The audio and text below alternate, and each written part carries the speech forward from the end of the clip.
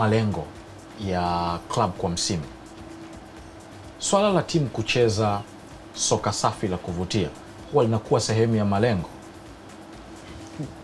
Linaweza kuwa ni sehemu ya malengo. Kwanza wakati tunaenda kumtafuta mwalimu, lazima mtafute mwalimu ambaye anaendana na wachezaji ulionao.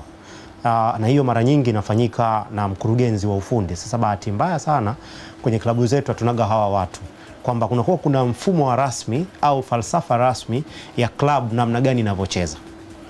Na baada ya kufahamu namna gani mnacheza, mnaenda kumtafuta mwalimu ambaye anaendana na nyinyi kwa asilimia kubwa, ili pale atakapokuja atabadilisha mbinu, lakini hatabadilisha namna ya uchezaji. Mpaka wanaenda kumtafuta Falls, manake walikuwa wanafahamu kabisa kwamba watakipata nini kutoka kwa Falls. Na baada ya hapo lazima pia mpeane muda wa kufahamu, kwa sababu yule ni mwalimu ametoka South Africa, amekuja Tanzania. Sidhani kama alikuwa anafuatilia ligi ya Tanzania na kufahamu wachezaji wote wa Yanga. Lakini pia unaweza kuwafahamu namna ya uchezaji. Je, unawafahamu kisaikolojia ni wachezaji wa namna gani?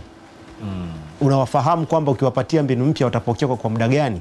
Kwa hiyo kuna vitu vingi sana ambavyo mwalimu akija lazima aweze kuvipata kutoka kwa mchezaji mmoja mmoja, wafahamu vizuri, ili aweze kutengeneza timu ambayo inacheza vizuri na ina flow vizuri. Kwa hiyo kuna wakati inakuwa ni sehemu, lakini nadhani kwenye mchakato wa kumtafuta kocha, jambo hilo linabidi viongozi inabidi watumie muda mwingi zaidi kujiridhisha namna mwalimu anavyocheza kuliko kumpangia mwalimu namna ya kucheza. Kwa hiyo binafsi sioni kama Yanga hawatacheza vizuri baadaye, ila naona mwalimu yupo kwenye misingi ya ujenzi ya kucheza vizuri. Kama yanayozungumzwa ni kweli na akaondolewa mwalimu, nafikiri kosa linaweza kuwa pengine tuanze kuwatazama wale waliomwajiri. Exactly. Yani kwamba mwalimu amefika.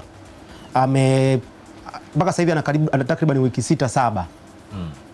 Na timu ilikuwa imegawanyika by the way. Kuna wale wachezaji ambao walikuwa wameenda CHAN ambao ni wachezaji muhimu kwenye kikosi cha Yanga kuliko ambao walikuwa wamebaki Yanga. Alafu kuna wale ambao walikuwa na team pre-season. Lakini pia tusisahau kwamba kipindi cha mapumziko kutoka ilivyoisha ligi mpaka kuanza pre-season ulikuwa ni kipindi cha muda mchache sana. Kwa hiyo mwalimu anakutana na vitu vingi, anakutana na wachezaji ambao kwanza hawajapumzika vya kutosha kuondoa vitu vingi vya kichwani vilivyokuwa la season. Kabla hawajapoa vizuri, inabidi awachukue yeye, awaingizie wao mbinu mpya. Kwa hiyo kuna athari unaziona kabisa kutoka sehemu ya kwanza, sehemu ya pili. Anaenda nao pre-season, alafu anajua kabisa kwamba kuna wachezaji watakuja tena kwenye kikosi ambao ni integral part ya kikosi. Kwa mfano ukimwangalia backline nzima ya Yanga ambayo inategemewa, Mohamed Hussein naamini atakuwa ni kati ya wachezaji muhimu wa kwanza. Baka, Jobu wapo wote kwenye timu ya taifa, ambao hao mara nyingi tunasema wao ndio uti wa mgongo wenyewe wa timu. Kwa sababu ukiwa nao wale mabeki wako wazuri ambao wanatengeneza hasa wale wakati wanatengeneza mazingira mazuri sana ya wewe kuweza kufanya vizuri, hata kupata output nzuri hata kwenye ujenzi wenyewe wa mashambulizi. Kwa hiyo ulikuwa na Diara labda, lakini Diara alikuwa nao pre-season sio ambao anacheza nao sasa hivi most of the time. Na ukiachana tu na hilo, huyu ni mwalimu ambaye anastahili kufahamu kila mchezaji uwanjani anampa nini. Ndio maana hata ukienda kuangalia kwenye vikosi vyake vyote ambao ameanzisha, kwenye kila mechi kuna mchezaji mpya kampa nafasi ambaye hakuwahi kumpa nafasi mwanzoni. Sawa.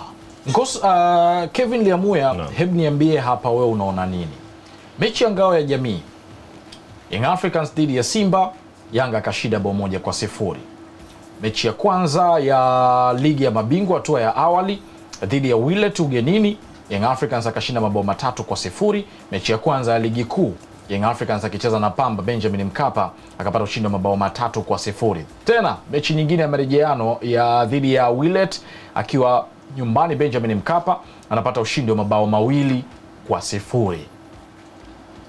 Umepata picha ya nini nataka kusema hapa? Huu ni mwalimu ambaye kwenye mechi zote za kimashindano zote ameshinda tena vizuri kabisa. Amewafunga Simba 1-0. Timu nyingine zote zimekula 2 kuendelea. Sio? Kama sio 2 basi 2 kuendelea, yani 3 huko. Unaelewa? Yeah. Wewe unaona nini? Future ya Yanga unaionaje kwenye mikono ya kocha Romain Folz? Ukiachana na ubora walionao Yanga kwenye kikosi chao, nadhani Romain Folz ni mtu sahihi kwa Dar es Salaam Young Africans. Anaweza kufanya kazi vizuri na wachezaji wenye ubora wa namna hiyo.